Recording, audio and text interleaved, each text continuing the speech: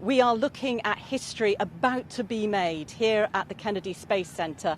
And I don't know if you can see, but we've got people actually moving out of the buildings, moving down towards that countdown clock, which is now saying 1 minute, 30 seconds. This is absolutely nail-biting, and everybody just wants to get a glimpse of this. I've never experienced a rocket launch before. I don't know what to expect, but already we're getting some semblance of cheering. And I can tell you that driving into the centre this morning, there were people lined up either side of the road, binoculars trained on this spot, waiting to see what will happen, whether or not they can actually take off after that nail-biting disappointment on Wednesday, where it was just 17 minutes towards launch and they had to call it off because of an excess of electricity in the air, i.e. thunderstorms, which have been incredibly dangerous.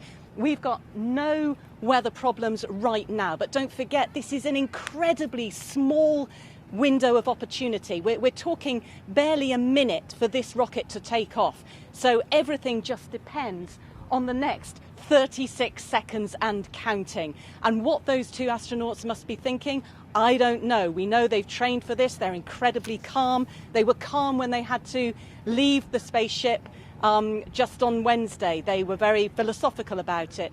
But we're now down to 19 seconds, and I think we should just watch and wait what happens, because the countdown is now well underway. Falcon 9 is in startup. Dragon is in countdown. FTS is armed for launch.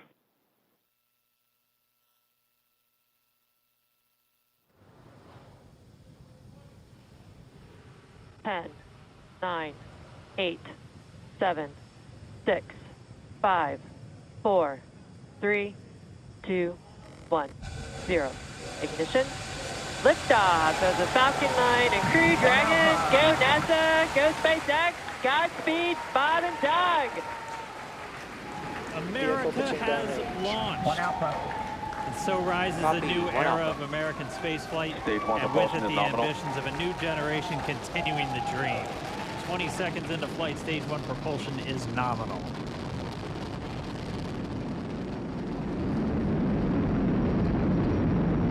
T plus 30 seconds into this historic mission. Flying crew on board Dragon and Falcon 9, and look at them go. Falcon power telemetry nominal. M1D throttle down. We're throttling down to get ready for the period of maximum dynamic pressure. We're in the throttle bucket. Reports say all systems are go. Vehicle is supersonic. We've exceeded Mach 1 on the Falcon 9. M1D throttle up. We're throttling back up to full power as we're through max Q. Copy, 1 Bravo. And we heard that 1 Bravo call out. That's just the second abort zone that they're in. They'll continue to be on this until the first stage has done its job and they switch over to the second. At this point, Bob and Doug pulling about 2.3 Gs, 2.3 times the Earth's gravity, already moving at over 1,500 miles per hour. We've heard the call out for MVAC engine chill. That's getting the MVAC engine ready to light. That'll come at about 2:44 into flight. Right now, everything continuing to look good. Next major event coming up is going to be the triple. We'll have main engine cutoff of the 9 first stage engines, stage separation, and then ignition of the second stage engine to continue to carry astronauts into orbit. Coming up in about 20 seconds. M1D throttle down.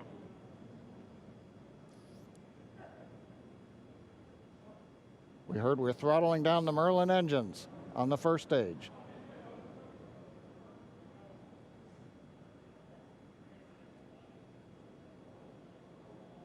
And we have MECO. MECO. 2 Alpha. Falcon stage separation confirmed. Copy, 2 Alpha. MVAC ignition.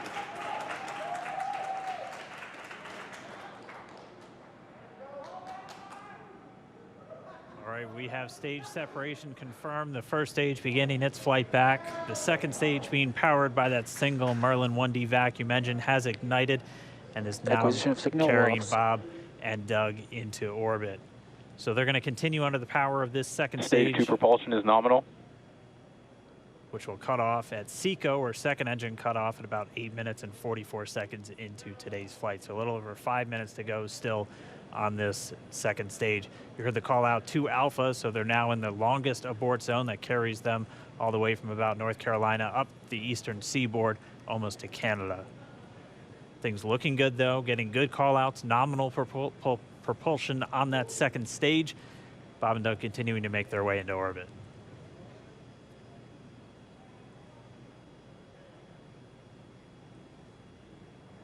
Dragon SpaceX nominal trajectory. Acquisition of signal in Bermuda. SpaceX Dragon nominal trajectory.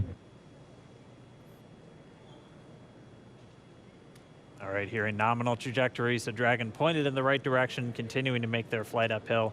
Heard acquisition of signal Bermuda. That's one of the other ground stations that they're using to get telemetry and data back from this spacecraft. Stage 2 propulsion is still nominal.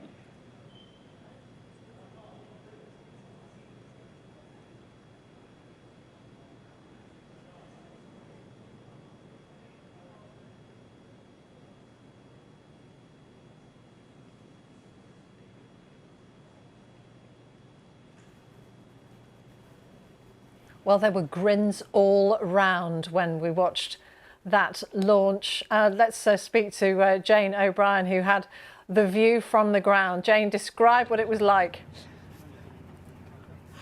That was incredible. I have never seen anything like it. I mean, the suspense, the build-up, and then to actually see, hear and feel it take off. My whole body was vibrating with the sound.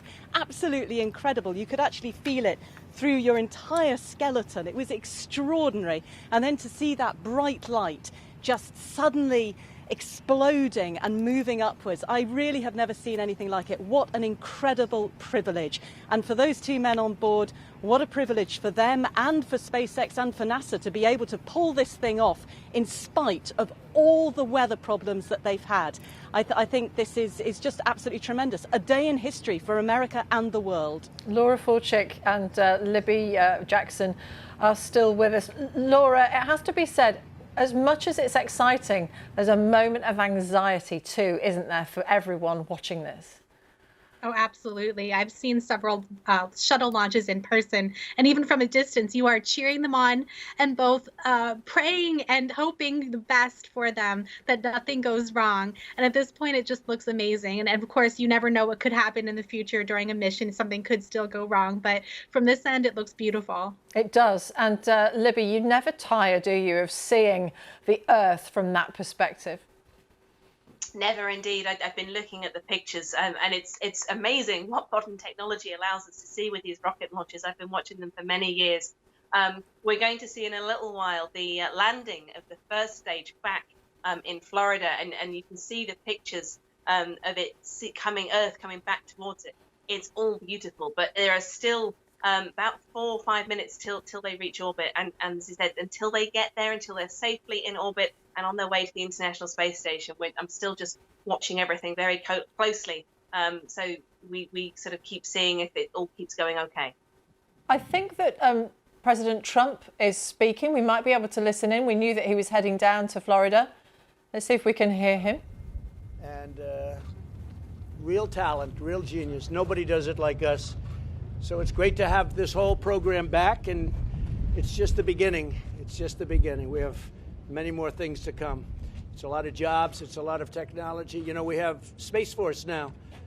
And thank you very much for being here, General. We appreciate it very much. Number one, you know, one of the things we've done is created the Space Force. First program in, if you look, I guess it's 74 years now. It was 72, and now it's 74. And time flies. But since the Air Force, so we have a major branch of the military, Joint Chiefs of Staff, everything full honors. It's called the Space Force. We did that during the Trump administration. Mike Pence was so helpful. Everybody here was helpful, frankly. We needed lots of votes, and we got them. And really, it wasn't that hard once we started explaining what it's all about. But space will be one of the most important things we've ever done. I think so. I think space will be one of the most important. I put it up there with 280 federal judges, 2 Supreme Court judges. I think space will be one of the most important things we've ever done. So we'll see how it all works out. Thank you very much, everybody. Thank you. Thank you. I'll see you inside. Yeah, great job. Very proud President Trump there, claiming it for the Americans, of course. But Laura, this is very much a cooperation between a whole range of people and nations.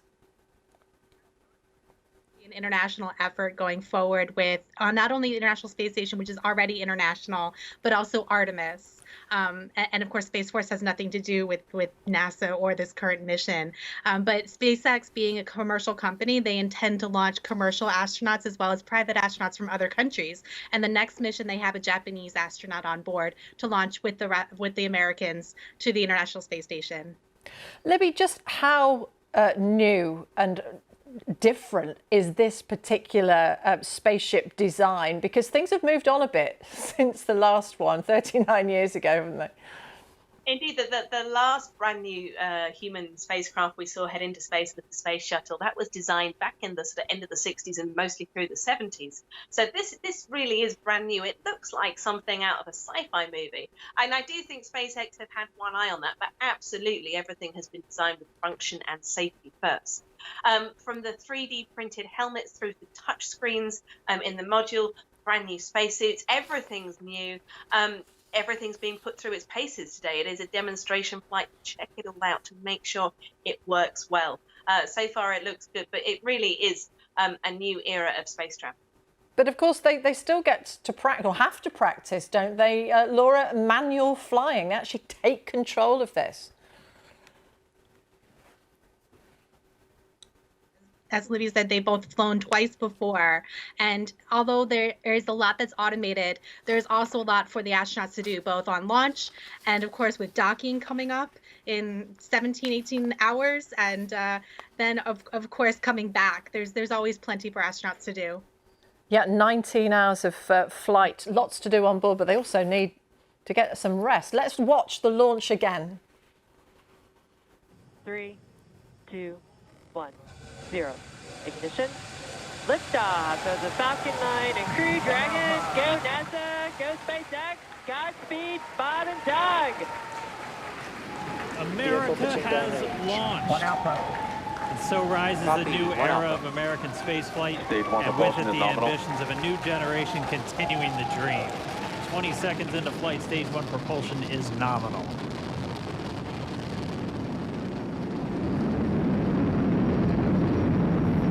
Plus 30 seconds into this historic mission.